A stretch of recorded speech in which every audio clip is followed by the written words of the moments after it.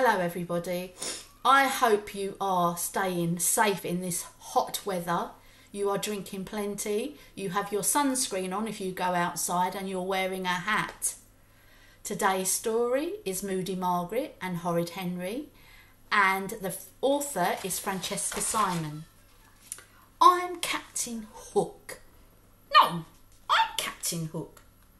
I'm Captain Hook, said Horrid Henry. No, I'm Captain Hook, said Moody Margaret. They glared at each other. Well, it's my hook, said Moody Margaret. Moody Margaret lived next door. She didn't like Horrid Henry, and Horrid Henry didn't like her much. But when Rude Ralph was busy, and Clever Claire had flu, and Sour Susan, who was the enemy, Moody Margaret would jump over the wall to play with Horrid Henry. Actually, it's my turn for the hook now, said Perfect Peter. I've been a prisoner for such a long time. Prisoner, be quiet, said Henry. Prisoner, walk the plank, said Margaret. But I've walked it 14 times already, said Peter. Please, can I be Hook now? No, by thunder, said Moody Margaret. Now out of my way, you worm.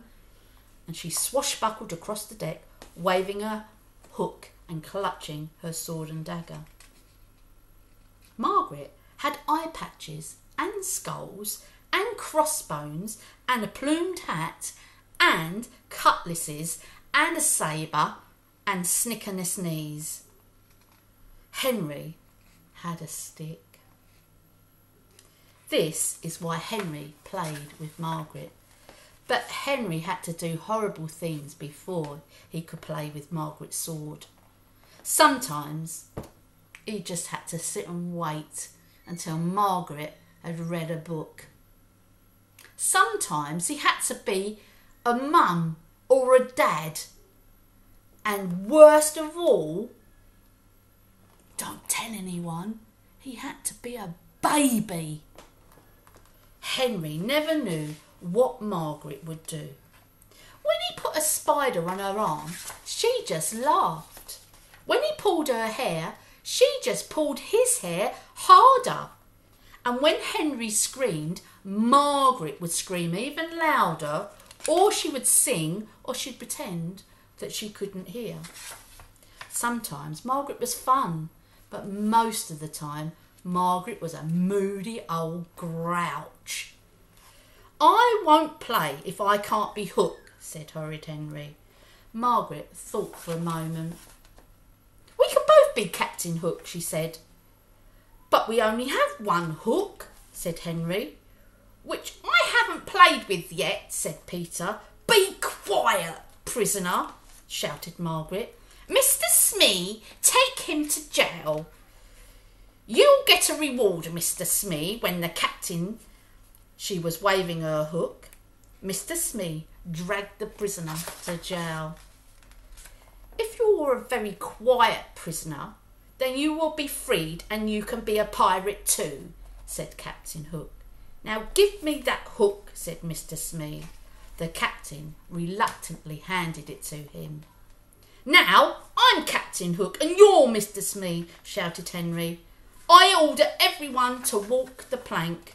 Oh, I'm sick of playing pirate, said Margaret. Let's play something else. Henry was furious. That was just like Margaret. Well, I'm not, said Margaret. Give me back my hook. No, said Henry.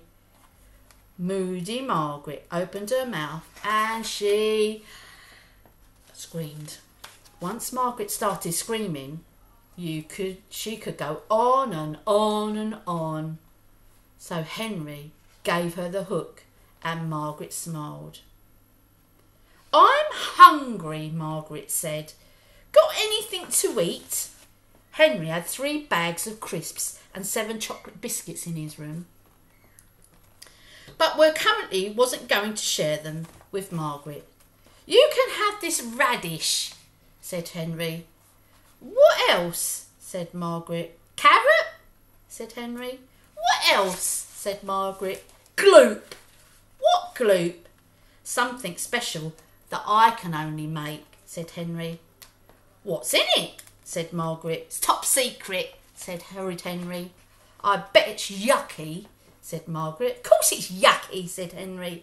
I can make the yuckiest gloop of all, said Margaret. But because you don't know anything, no one can make yuckier gloop than I can. I dare you to eat that gloop, said Margaret. I double dare you back, said Henry. Dares go first. Margaret stood up straight. All right, said Margaret. Gloop starts with snails and worms. And she started poking under the bushes. Got one, she shouted, holding up his fat snail. Now for some worms, said Margaret.